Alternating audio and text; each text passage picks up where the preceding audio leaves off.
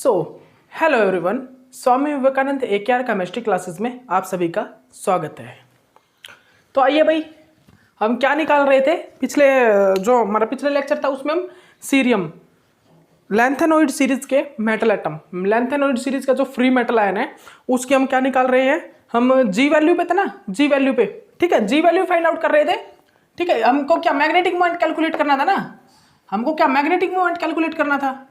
ठीक है, और उसमें क्या था, जी वैल्यू को कैलकुलेट कर रहे थे हम, जे प्लस वन, यही तो फॉर्मूला होता है। लेकिन इसमें हम जी वैल्यू को पहले कैलकुलेट करेंगे तभी तो निकल के आएगी ना। तो अब देखिए जी वैल्यू किस प्रकार कैलकुलेट करते हैं। जी वैल्यू को भाई मैं फॉर्मूला कौन सा यूज करता हूं, 1 प्लस एस प्लस 1 प्लस जे प्लस 1 माइनस एल प्लस 1। और अब आपको एक चीज बताने जा रहा हूं भाई, सुन लीजिएगा, ध्यान से सुन लीजिएगा। मैंने असाइनमेंट के बहुत से क्वेश्चन सोल्व आउट किए हैं, बहुत से क्वेश्चन मैंने 300 सम क्वेश्चन, उससे भी अब वो क्वेश्चन मैंने इसके असाइनमेंट के सॉल्यूशन असाइनमेंट सॉल्यूशन किया जब, तो बहुत से क्वेश्चन मिले हैं मेरे को इस टाइप के कि जिसमें हम म्यू इफेक्टिव से क्वेश्चन सोल्व आउट नहीं हो रहा था, म्यू स्पिन ओनली से हो रहा था। ठीक है, correct value mu spin only say आ रहे थे, तो उसलिए मैंने आपको वो पीछे बताया कि म्यू इफेक्टिव ना लगे तो म्यू स्पिन ओनली लगा लेना। ओके, और उसके रीजन भी मैं अब बताऊंगा इस लेक्चर में क्यों लगा लेना, क्यों मतलब कि फ्री मेटल आयन में हम म्यू इफेक्टिव का फॉर्मूला यूज करते हैं, और क्यों कॉम्प्लेक्स के लिए हम सम कॉम्प्लेक्स होते हैं जहां पर म्यू स्पिन ओनली से ही काम चल जाता है, क्यों किसी के लिए म्यू इफेक्टिव लगाना पड़ता है। यह मैं सब कुछ बताऊंगा आपको। एक मिनट रुको, बस आप थोड़ा सा सब्र रखिए, पहले हम जी वैल्यू कैलकुलेट कर लेते हैं। देखिए सभी कुछ मेरे पास सब कुछ है, एल की वैल्यू, एस की वैल्यू, जे की वैल्यू, तो क्या करना है, सिर्फ पुट करना है, कर दीजिए भाई। Half plus 1। देखिए मैं बोल रहा था पीछे मैथ नहीं आता, ये नहीं आता, वो नहीं आता, मजाक की बात है सब। हाँ, मैथ नहीं था मेरे पास, लेकिन बायोलॉजी वाले बच्चों के लिए भाई सही बता देता हूँ, बायोलॉजी वाले बच्चों के लिए कैलकुलेशन करवाना जरूरी होता है भाई। मैं भी बायोलॉजी से हूँ, तो मेरे को जो मतलब कि 10th में मैथ किया था, उसके बाद बायोलॉजी मैंने मतलब 11th-12th में मेरे पास बायोलॉजी था, आगे बायोलॉजी मतलब कि मैथ से थोड़ा सा पीछा मतलब छूट गया था कैलकुलेशन से। ठीक है, तो भाई बायोलॉजी वालों को थोड़ी प्रॉब्लम आती है, तो उनको सभी कैलकुलेशन अगर अच्छे से बता दी जाए ना, तो वो थोड़ा सा उनके लिए आसानी हो जाती है। ठीक है, कैलकुलेट करने में। ठीक है, तो देखिए 5/2 प्लस 1। लेकिन मैं बता देता हूँ मैथ के बिना केमिस्ट्री में काम नहीं चलने वाला, तो बता देता हूँ आपको, मैथ को फर्स्ट प्रायोरिटी देना, मैथ को प्रायोरिटी देना पूरी। बायोलॉजी तो आपके बहुत कम यूज होने वाला है, बायोमोलिक्यूल्स में, बायो ऑर्गेनिक में, बायो इनऑर्गेनिक में, यहाँ पे थोड़ा बहुत आएगा बायोलॉजी भी, लेकिन बता देता हूं मैं मैथ को प्रायोरिटी दे रहा पूरी, क्योंकि मैथ से बहुत क्वेश्चन सोल्व आउट होने वाले हैं। इनऑर्गेनिक के क्वेश्चन मैथ से सोल्व आउट होंगे, न्यूमेरिकल जितने भी हैं, और हमारे फिजिकल केमिस्ट्री के मैथ से सोल्व आउट होंगे, तो मैथ को प्रायोरिटी पूरी देना भाई। मैं बता देता हूँ पहले ही आपको ये चीज। ठीक है, मैथ को मतलब कि मैथ तो ऐसा एक सब्जेक्ट है, मैथ होने पर आपको बहुत से ऐसे टेस्ट है जो आप दे सकते हो, और अगर आपके पास मैथ नहीं है ना 12th में, तो आप उन टेस्ट को नहीं दे सकते। देख लो अब कितना प्रायोरिटी दूं, अब आप खुद बोलो कि मैथ को प्रायोरिटी दोगे नहीं दोगे। देख लो, एक मैथ के कारण मतलब कि हम टेस्ट दे सकते हैं, और एक मैथ के कारण हम नहीं दे सकते। ठीक है, तो देखिए जी की वैल्यू को कैलकुलेट कीजिए। सबसे पहले देखिए मैथमेटिक्स वालों को, बायोलॉजी वालों को क्या करना है, आपको पहले इस वैल्यू को सोल्व आउट कर लो, अंदर वाली वैल्यू को सोल्व आउट कर लीजिए, जल्दी करिए। हाफ क्या आएगा भाई, ये ऊपर जाएगा 3/2 प्लस यहां पर क्या आएगा 5/2, बाहर है, अंदर वाली क्या होगी 7/2 माइनस, और ये 3 प्लस 1, यही होगा ना। उसके बाद देखिएगा, उसके बाद यहां पर क्या होगा, ये कैंसिल हो जाएगा, और ये वैल्यू जब होगी हमारी कैलकुलेट आके क्या आएगी भाई 7/2, ये आएगी ना। उसके बाद चलिए इसको कैलकुलेट कीजिए, अब इस वैल्यू को कैलकुलेट कीजिए, क्या आएगा भाई, इस वैल्यू को जल्दी आप कैलकुलेट कीजिए, क्या आएगा 1 प्लस 3/4 प्लस 35/4 माइनस 12। ठीक है, यही आया ना 35/2, यही तो आया, यही आया होगा। ठीक है, अब आपको क्या करना है, ये तो वैल्यू बाहर है, इसको बाहर दिखाना है, ऐसे इसको ऐसे दिखना चाहिए ये। ठीक है, कई बार बच्चा इनके साथ ही जोड़ देता है, वन को इसके साथ ही जोड़ देता है, इसको बाहर इस प्रकार रखना ताकि आपको लास्ट एंड टाइम तक दिखता रहे कि 1 बाहर है भाई, दिखता रहे। ठीक है, फॉर्मूले में 1 बाहर है इस वैल्यू से। ठीक है, तो आपको क्या करना है, आप सोल्व आउट करना है ये। तो क्या करोगे, 4 को एलसीएम ले लेना, 4 को एलसीएम लोगे तो क्या आएगी वैल्यू, अगर 4 को एलसीएम लोगे तो 12 चौक 48, क्या आ जाएगा भाई 3 + 35 - 48, यही आएगा ना। 4 को एलसीएम ले लिया मैंने, 4 का मैंने एलसीएम ले लिया, 35 / 2। और आप सभी को पता है अगर इस टाइप से कोई डिवाइडेड हो रहा हो तो सबसे नीचे वाली वैल्यू ऊपर वाली के साथ हो जाएगी, ये नीचे आ जाएगी। आपको पता ही है, ये चीज तो आपको पता है ना। ठीक है, इसको रफ कीजिए। आपको ये कैलकुलेशन करनी तो आती है ना। 4 नीचे आ जाएगा, ये ऊपर वाली वैल्यू से मल्टीप्लाई, ये वाला जो है ना ये इससे मल्टीप्लाई हो जाएगा, ये इससे मल्टीप्लाई हो जाएगा। ठीक है, आपने पढ़ा होगा ये चीज तो। a / b c / d क्या होता है, is equal to a × d divided by b × c, यही तो होता है ना, यही होता है ना। तो इसी प्रकार कर दीजिए, इसी प्रकार कर दीजिए, इसको कैलकुलेट कर लीजिए। अब आपकी कैलकुलेशन हो जाएगी जी की वैल्यू 3 + 35 - 48 × 2 डिवाइडेड बाय 35 × 4। अब कैलकुलेट कर लीजिए क्या वैल्यू आएगी, कैलकुलेट करिए जल्दी जल्दी, कैलकुलेटर खोलिए खुद का, माइंड वाला कैलकुलेटर भी खोलिए और इसको कैलकुलेट करिए जल्दी, क्या आएगा। वैल्यू क्या आई भाई 6 + 70 - 48 96 डिवाइडेड बाय 140। ठीक है, यही आएगा ना, यही तो आएगा। या फिर एक काम कीजिए, यही आएगी ना वैल्यू, यही आएगी भाई, यही आएगी। या फिर एक काम कीजिए ना, इसको वो कर दीजिए, मल्टीप्लाई करने की जरूरत ही नहीं है, इसको डायरेक्ट भी कट कर सकते हो, 2 दूनी 4। अब देखिए वैल्यू क्या आएगी, अब कैलकुलेट कीजिएगा वैल्यू को, क्या आएगी वैल्यू, कैलकुलेट कीजिए, जल्दी कीजिए कैलकुलेट। यहां पर आ जाएगा भाई 70। ठीक है, यहां पर इसको इतना लिखने की जरूरत ही नहीं है। ठीक है, हमने कट कर दिया 70, 3 + 35 - 48, क्या आएगी भी वैल्यू निकालना, कैलकुलेट करो यहां से आप वैल्यू को कैलकुलेट करिए जल्दी। लेकिन क्या आपको ये करना पड़ेगा क्या, 1 मिनट रुकिए।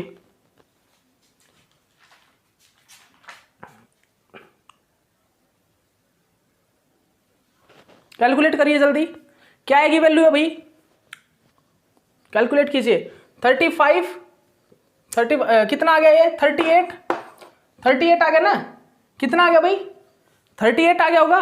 और 38 - 48 यहां पर बच गया 70, भाई वैल्यू आ गई 10 डिवाइडेड बाय, ये आ गई वैल्यू हमारे पास वैल्यू ये आ गई।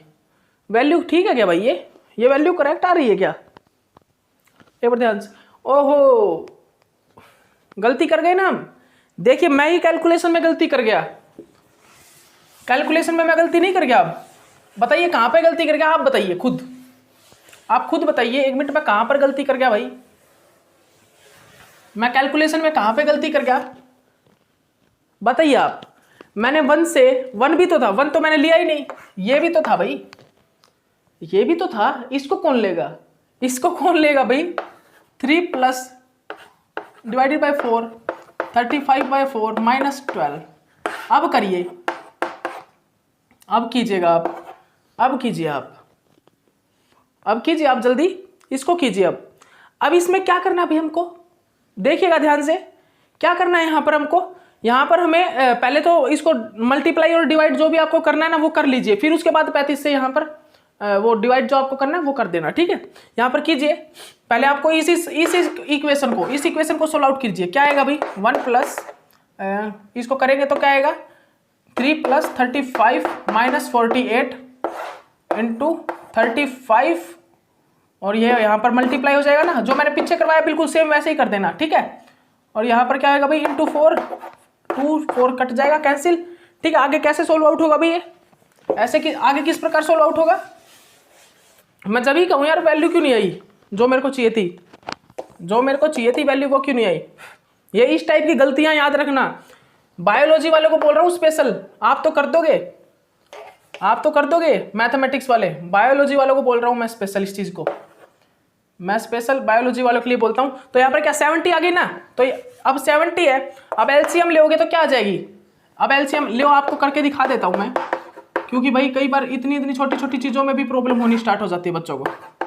अब एलसीएम लोगे इसका तो 70 ऊपर जाएगा, क्या आ जाएगा 70 + 3 + 35 माइनस 48 डिवाइडेड बाय 70, यही तो होगा ना, यही आएगा ना। अब कीजिए, अब कैलकुलेट कीजिए क्या आएगा, अब कीजिए भाई, अब कीजिए भाई, कितना ये 7 प्लस 38 कितनी आ गई वैल्यू 8 108, 108 में से 48 गया भाई, कितना बचा 0, और 9 में से 4 गया, 9 में से 4 गया भाई, कितना जाएगा 5, ये आएगी या वैल्यू 6, नहीं 6 आएगा। कई बार इसमें भी गड़बड़ी होने लग जाती है, मतलब मैं इसमें करने लग गया था, ठीक है 60, तो क्या आ गया भाई 60/70, 60/70 आ गया, तो अब कैंसिल, और 6/7, अब 6/7 को अब डिवाइड करोगे 6 को 7 से, तो भाई आएगा 0.85, तो जी की वैल्यू आ जाएगी हमारी 0.85, ये आएगी बिल्कुल करेक्ट जी की वैल्यू। तो भैया मैं कैलकुलेशन भी, मैंने आपको हर एक चीज कैलकुलेशन करवाई है आपको, तो कैलकुलेशन में बायोलॉजी वाले बच्चों सुलो मिस नहीं होना चाहिए, क्योंकि भाई मैंने देखी है ये प्रॉब्लम्स हमको होने लग जाती है भाई, ये कैलकुलेशन करने में ये प्रॉब्लम क्रिएट होती है हमारे साथ, बायोलॉजी वाले बच्चों के साथ। मैथमेटिक्स जो बीएससी में जिनके पास मैथमेटिक्स था, उनको तो ये तो चुटकियों में निकाल देते हैं, मैं रियलिटी बताऊं तो वो तो बस ऐसे कर देंगे, ऐसे क्वेश्चन निकाल के रख देंगे। हमको जो बायोलॉजी वाले बच्चे जिनको मैथ की प्रैक्टिस नहीं है ना, उनको वो देखते रह जाते हैं, उनको भाई कैसे निकाल दिया क्वेश्चन। तो आपको कैलकुलेशन करने का तरीका पता होना चाहिए, ठीक है, कैलकुलेशन करने का तरीका पता होना चाहिए, ठीक है। ओके, तो जी की वैल्यू क्या आ गई मेरी, जी की वैल्यू मेरी क्या आ गई भाई, जी की वैल्यू क्या आ गई 0.85, जी की वैल्यू मेरी आ गई भाई 0.85। अब क्या करना है, अब फॉर्मूला क्या है मेरा, जी की वैल्यू क्या आ गई 0.85 ना, ये आ गई। अब फॉर्मूला क्या था, फॉर्मूला भाई ये था म्यू इफेक्टिव का, जी J+1, यही तो था, रख दीजिए यहां पर 0.85, और J क्या आएगा भाई 5/2 +1, ठीक है, ये है ना। यहां पर क्या होगा भाई 0.85 0 पॉइंट है, ठीक है। ओके, क्या आएगा भाई यहां पर भाई निकल आएगी हमारी वैल्यू 7/0.85 इस प्रकार।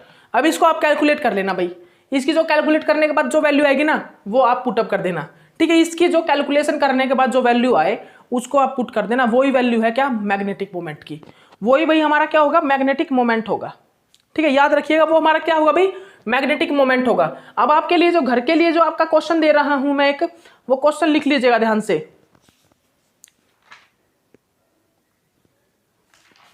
घर के लिए एक क्वेश्चन है भाई, आपके लिए घर के लिए क्वेश्चन आपका सीरियम 2 पॉजिटिव का, cerium 2 positive, lanthanum cerium 2 positive आपके लिए घर का एक क्वेश्चन है, जहां पर हमारे पास क्या है भाई f ऑर्बिटल, याद रखिएगा सीरियम 2 पॉजिटिव आपके सामने एक क्वेश्चन है, सीरियम 2 पॉजिटिव, जहां पर आपका F2 है, ठीक है। घर के लिए एक क्वेश्चन है, उसमें आपको जी की वैल्यू फाइंड आउट करनी है, किसकी, जी की वैल्यू। आप फ्रैक्शन में निकाल के दिखा देना बेशक से मेरे को, आप फ्रैक्शन वाली वैल्यू निकाल के दिखा देना बेशक से, a डिवाइडेड बाय b वाली, ठीक है। ये फ्रैक्शन की वैल्यू निकाल के दिखा देना, इसको डिवाइड करके जो फ्रैक्शन में आएगा कितना हुआ 0 पॉइंट में वैल्यू है, या इसको डिवाइड वाली ये वैल्यू निकाल के दिखा देना बेशक से। आपको क्या करना है जी की वैल्यू फाइंड आउट करनी है, बिकॉज क्यों पता है क्यों बोल रहा हूं, क्योंकि आपके पास ऐसा क्वेश्चन है, आपको नेट जेआरएफ में ऐसा क्वेश्चन आया, बस आपको ये पूछी हुई है फ्रैक्शन वाली, ठीक है, जो वैल्यू है a डिवाइडेड बाय b, इस टाइप की वैल्यू आपसे पूछी हुई है भाई, क्या आएगी जी की वैल्यू, ठीक है, इसलिए बोल रहा हूं आपको। ओके, अब देखिए भाई, अब आपके सभी जो पीछे जो आपकी प्रॉब्लम्स आती जा रही है वो सारी क्लियर कर देता हूं यहां पे।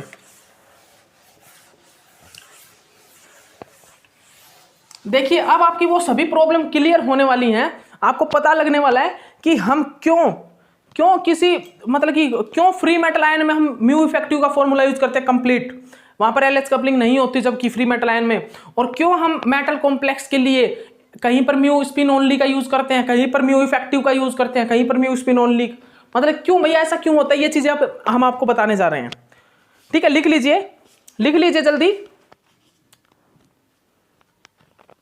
ऊपर टॉपिक डाल लीजिए, magnetic moment of complex metal, magnetic moment of metal complex. अब हम जो करेंगे वो मैग्नेटिक मोमेंट करेंगे भाई मेटल कॉम्प्लेक्स का, magnetic moment of metal complex, magnetic moment check करेंगे किस चीज का, मेटल कॉम्प्लेक्स का। मेटल कॉम्प्लेक्स का आखिरकार किस प्रकार हम फाइंड आउट करेंगे, तो लिख लीजिए, आप लिख लीजिए ये चीज, लिख लीजिए आप, जो मेटल कॉम्प्लेक्स होता है ना, मेटल कॉम्प्लेक्स, वहां पर LS coupling, spin orbital coupling present होती है। लिख लीजिए जल्दी, आप इस चीज को लिख लीजिए, जल्दी आप इस चीज को लिख लीजिए। जो मेटल कॉम्प्लेक्स होते हैं वहां पर LS coupling, spin orbital coupling, या फिर मैं बोलूं उसको D orbital quenching. D orbital quenching क्या होता है भाई, मेटल जो कॉम्प्लेक्स होते हैं वहां पर क्या प्रेजेंट होता है, LS coupling, LS coupling present होती है। क्या भाई, एलएस कपलिंग प्रेजेंट होती है किसमें, हमारे जो मेटल कॉम्प्लेक्स होते हैं। याद रखिएगा जो मेटल कॉम्प्लेक्स है हमारे, उनमें क्या प्रेजेंट होता है भाई, क्या प्रेजेंट होता है वहां पर, एलएस कपलिंग प्रेजेंट होती है, या फिर मैं बोल लूं उसको डी ऑर्बिटल क्विंचिंग।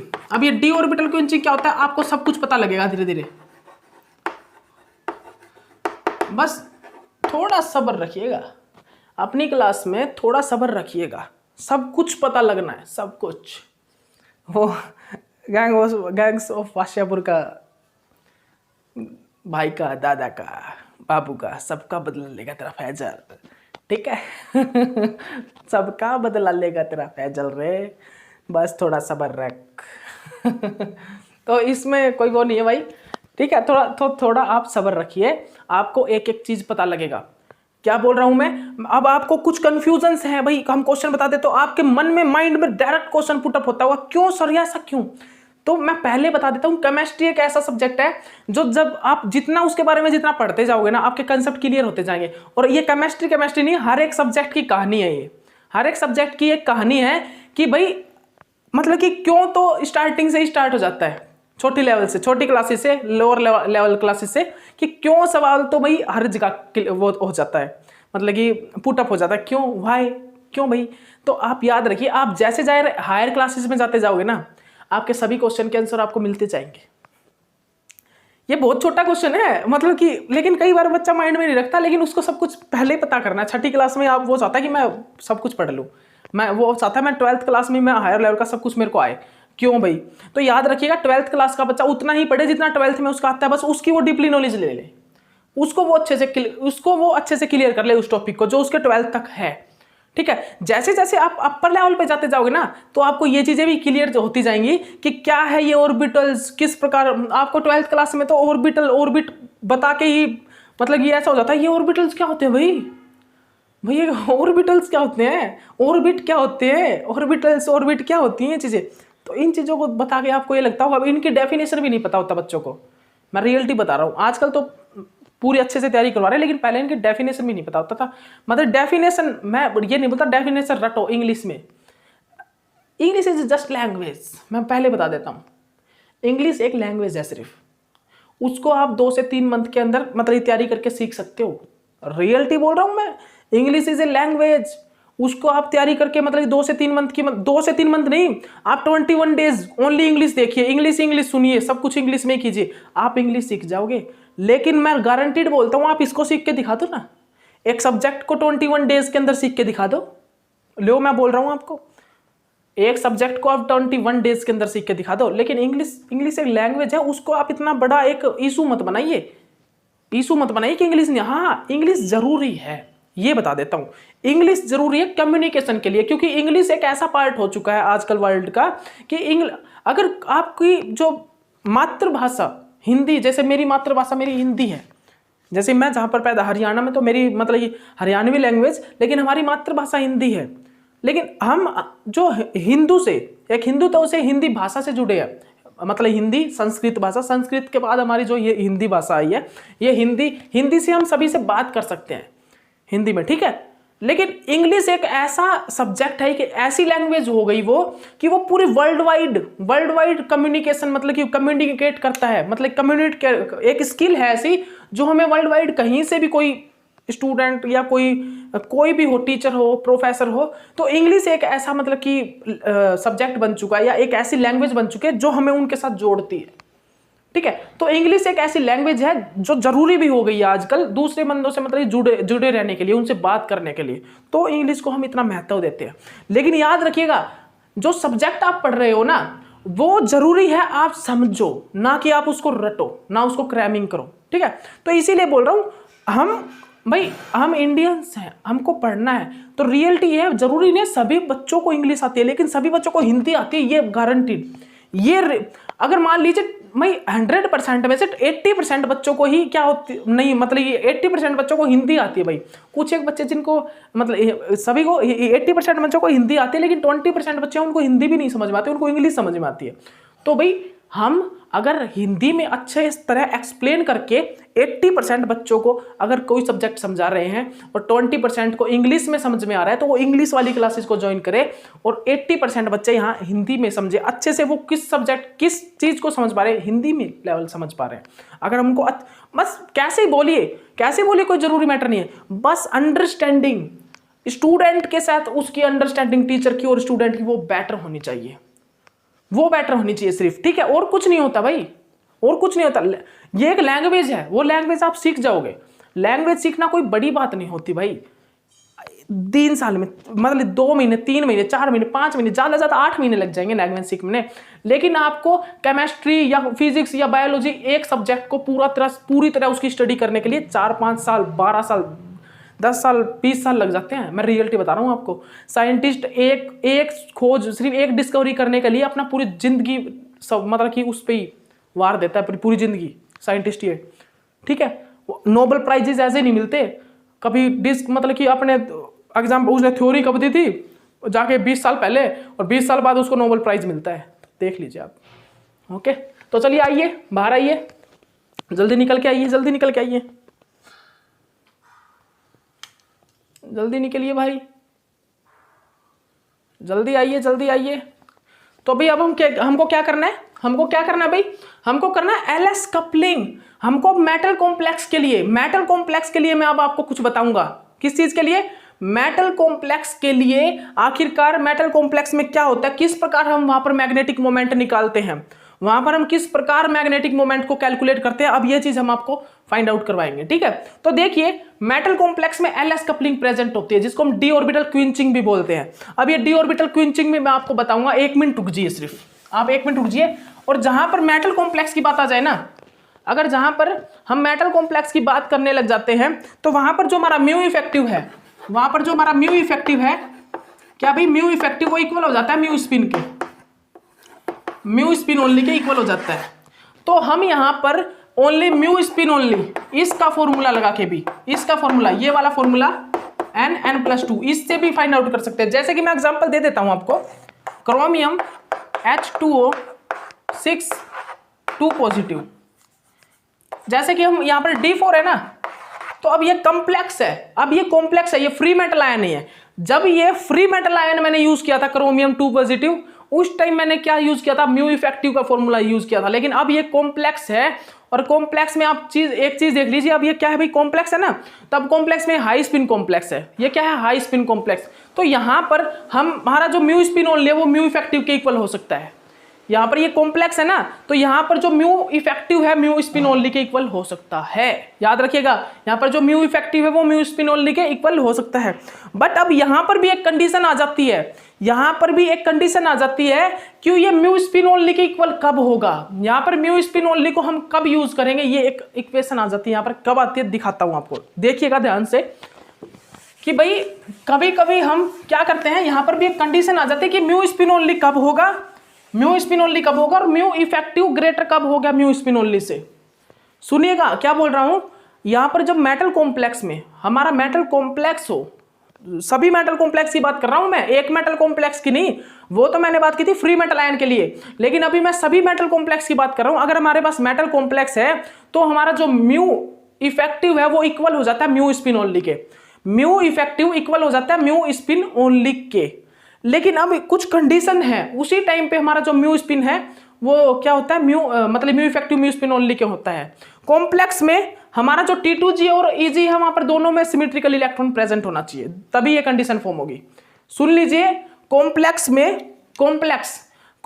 में जो हमारे ऑर्बिटल में जो इलेक्ट्रॉन है, और मतलब T2G और EG में दोनों में सिमेट्रिकल इलेक्ट्रॉन फीलिंग होना चाहिए। दूसरा कंडीशन क्या बोल रहा हूं भाई, एक कंडीशन तो मैंने बता दी, म्यू इफेक्टिव इक्वल टू हो जाता है किसके, म्यू स्पिन ओनली के। लेकिन कुछ एक कंडीशन ऐसे आ जाती है, कुछ एक कॉम्प्लेक्स में क्या हो जाता है भाई, म्यू इफेक्टिव ग्रेटर हो जाता है म्यू स्पिन ओनली से। किससे? म्यू स्पिन ओनली से ज्यादा हो जाता है। तो उस टाइम हम म्यू इफेक्टिव को यूज करते हैं, ना कि म्यू स्पिन ओनली को। उस टाइम हमें कंप्लीट फॉर्मूला यूज करना पड़ता है। किस चीज का? म्यू इफेक्टिव का कंप्लीट फॉर्मूला उस टाइम हमें यूज करना पड़ता है। ठीक है, याद रखिएगा इस चीज को, याद रखिएगा, अच्छे से याद रखिएगा, याद रखिएगा इस चीज को।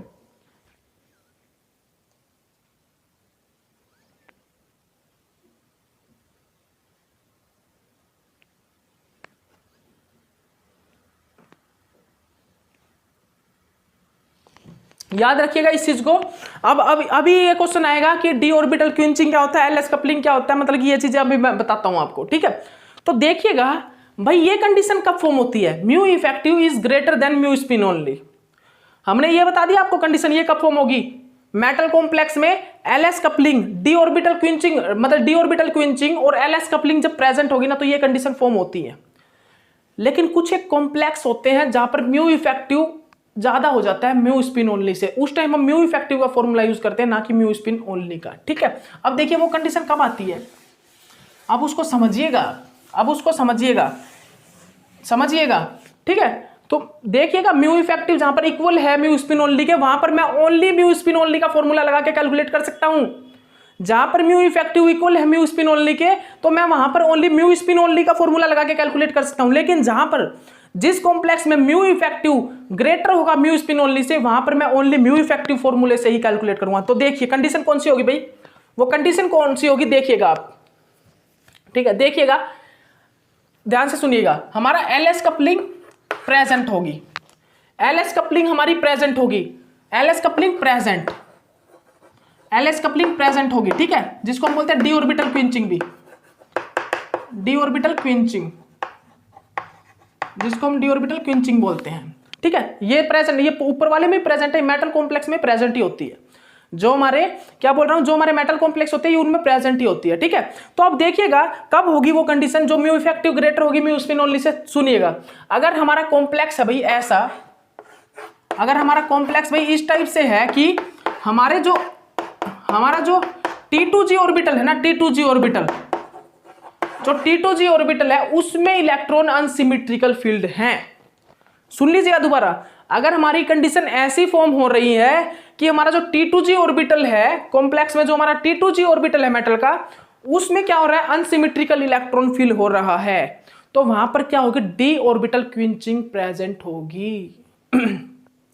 वहां पर क्या होगी भाई, वहां पर डी ऑर्बिटल क्विंचिंग प्रेजेंट होगी। ठीक है, ये किसका भाई, ये D4 का एग्जांपल है एक प्रकार से, ये D4 का एग्जांपल। ठीक है, तो यहां पर क्या होगा भाई, यहां पर डी ऑर्बिटल क्विंचिंग प्रेजेंट होगी। और इसका क्या इफेक्ट होगा, डी ऑर्बिटल क्विंचिंग का क्या इफेक्ट होगा। अब डी ऑर्बिटल क्विंचिंग में सुनिएगा आप, ये जो इलेक्ट्रॉन है, ये इलेक्ट्रॉन इसमें भी चला जाएगा, ये इलेक्ट्रॉन इसमें भी चला जाएगा, ये इलेक्ट्रॉन जो सिंगल ये इलेक्ट्रॉन है ये मूवमेंट करता रहेगा, ये इसमें कभी उसमें। ठीक है, ये इलेक्ट्रॉन क्या करता रहेगा भाई, ये मूवमेंट करता रहेगा अपनी, मतलब ये इसमें भी dxy dxz dyz तीनों ऑर्बिटल में ये घूमता रहेगा। क्यों, यहां पर dxy dxz dyz की जो एनर्जी होती है ना इन ऑर्बिटल्स की, और इनकी जो शेप होती है वो सेम होती है। वो क्या होती है भाई, वो होती है सेम। इसी कारण यहां पर क्या होगा, यहां पर D orbital quenching, LS coupling, जो डी ऑर्बिटल क्विंचिंग होती है वो प्रेजेंट होती है। क्या होती है भाई, यहां पर डी ऑर्बिटल क्विंचिंग प्रेजेंट होती है। तो मैंने स्टार्टिंग में आपको लिखवाया है, ये बात याद रखिएगा आप इस चीज को, कि मैंने आपको ये चीज स्टार्टिंग में लिखवाई है, मेटल कॉम्प्लेक्स में LS coupling D orbital quenching present होती है। ठीक है, तो एक ऐसे metal complex, generally metal complex में तीन कंडीशन बनेगी मेटल कॉम्प्लेक्स में। सबसे पहली तो म्यू इफेक्टिव इक्वल हो जाएगा म्यू स्पिन ओनली के। ठीक है, मैंने क्या बताया भी, मेटल कॉम्प्लेक्स में LS coupling D orbital quenching ये प्रेजेंट होगी, और उसमें सबसे पहली जो कंडीशन बनेगी वो बनेगी mu effective is equal to mu spin only.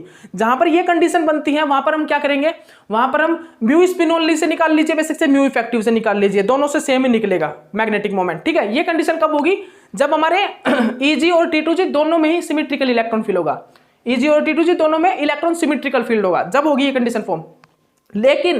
लेकिन सेकंड कंडीशन क्या है, एलएस कपलिंग प्रेजेंट हो, ठीक है, एलएस कपलिंग प्रेजेंट हो, डी ऑर्बिटल क्विंचिंग प्रेजेंट हो, ठीक है, लेकिन इलेक्ट्रॉन जो फिल हो ना, इलेक्ट्रॉन वो किस में प्रेजेंट हो, T2G अनसिमेट्रिकल में, T2G में इलेक्ट्रॉन अनसिमेट्रिकल फील्ड हो, उसी time D orbital quenching present हो पाएगा, नहीं तो नहीं होगा। क्यों नहीं होगा, सुनिए। डी ऑर्बिटल क्विंचिंग क्या होता है, जनरली इलेक्ट्रॉन का सभी ऑर्बिटल में मूवमेंट करना, और वो T2G ऑर्बिटल में जब इलेक्ट्रॉन अनसिमेट्रिकल फील्ड होगा ना, ये एक इलेक्ट्रॉन, तो ये सभी ऑर्बिटल में मूवमेंट करता रहेगा। किस प्रकार, देखिए यही होता है ना भाई, यही तो होता है, ठीक है। ये इलेक्ट्रॉन कभी इसमें, कभी इसमें, कभी इसमें, ये क्या है, x y, x z y z, ठीक है, ओके। तो ये क्या है, इनकी एनर्जी भी सेम है, इनके ये ऑर्बिटल की शेप भी सेम है, तो ये सभी ऑर्बिटल में मूवमेंट करता रहता है, मतलब कि यहाँ पे डी ऑर्बिटल क्विंचिंग होती रहती है। तो कंडीशन याद रखना, अगर T2G ऑर्बिटल में अनसिमेट्रिकल इलेक्ट्रॉन है तो हमारा म्यू इफेक्टिव, जो म्यू इफेक्टिव है वो ग्रेटर होगा किससे, म्यू स्पिन ओनली से। तो यहां पर क्या होगा भाई, यहां पर हम म्यू इफेक्टिव से मैग्नेटिक मोमेंट को कैलकुलेट करेंगे, ना कि म्यू स्पिन ओनली से, याद रखिएगा। ओके ओके, ठीक है ना भाई, ठीक है, ठीक है। उसके बाद देखिए, अब एक और कंडीशन क्या बनेगी, ध्यान से सुनिएगा। अब एक और कंडीशन क्या बनेगी भाई, हमारा म्यू स्पिन ओनली ग्रेटर कब होगा, म्यू स्पिन ओनली ग्रेटर होगा म्यू इफेक्टिव से। ये कब होगा भाई, ये कब होगा, जब हमारा इलेक्ट्रॉन ईजी में फिल होगा। कब, जब हमारा अनसिमेट्रिकल इलेक्ट्रॉन कहां पर प्रेजेंट होगा, ईजी में। जब हमारा अनसिमेट्रिकल इलेक्ट्रॉन होगा, अनसिमेट्रिकल इलेक्ट्रॉन फिलिंग किस में होगी, ईजी में होगी, अनसिमेट्रिकल इलेक्ट्रॉन फिलिंग ईजी में होगी, उस टाइम पे ये कंडीशन फॉर्म होगी। तो उस टाइम पे mu spin only mu effective से हाई होगा, क्योंकि यहां पर डी ऑर्बिटल क्विंचिंग प्रेजेंट नहीं होती। वहां पर तो इलेक्ट्रॉन जो है सभी ऑर्बिटल में मूव कर रहा था, सभी ऑर्बिटल में घूम रहा था, लेकिन यहां पर सभी ऑर्बिटल में नहीं घूमेगा, बिकॉज यहां पर जो है क्या होता है भाई, यहां पर क्या है, यहां पर एक्स स्क्वायर वाई स्क्वायर की शेप डिफरेंट होती है, x square minus y square, और जो हमारा जेड स्क्वायर, इसकी जो शेप है वो डिफरेंट होती है, यहां पर इसकी और इसकी शेप डिफरेंट है। तो इलेक्ट्रॉन जो है यहां से यहां पर नहीं जाएगा, यहां से यहां पर नहीं आएगा, तो यहां पर डी ऑर्बिटल क्विंचिंग प्रेजेंट नहीं होती, जिसके कारण यहां पर mu spin only is greater than mu effective. तो यहां पर अगर ऐसी कंडीशन हमारे पास आ जाती है तो वहां पर हम म्यू इफेक्टिव, मतलब कि म्यू स्पिन ओनली ग्रेटर होता है म्यू इफेक्टिव से, तो हम वहां पर क्या करेंगे, वहां पर म्यू स्पिन ओनली से ही मैग्नेटिक मूवमेंट को निकालेंगे, किससे, म्यू स्पिन ओनली से ही मैग्नेटिक मोमेंट को कैलकुलेट करेंगे। तो याद रखिएगा, ठीक है, ओके। तो चलिए टाइम हो चुका है, नेक्स्ट लेक्चर में अब हमको इसके एग्जांपल भी लेके दिखाएंगे, सब कुछ मैं लेके दिखाऊंगा, और ये कंडीशन भी लिखवा दूंगा कौन कौन सी हमने कंडीशन पढ़ ली है। ओके, तो चलिए ठीक है, ओके बाय।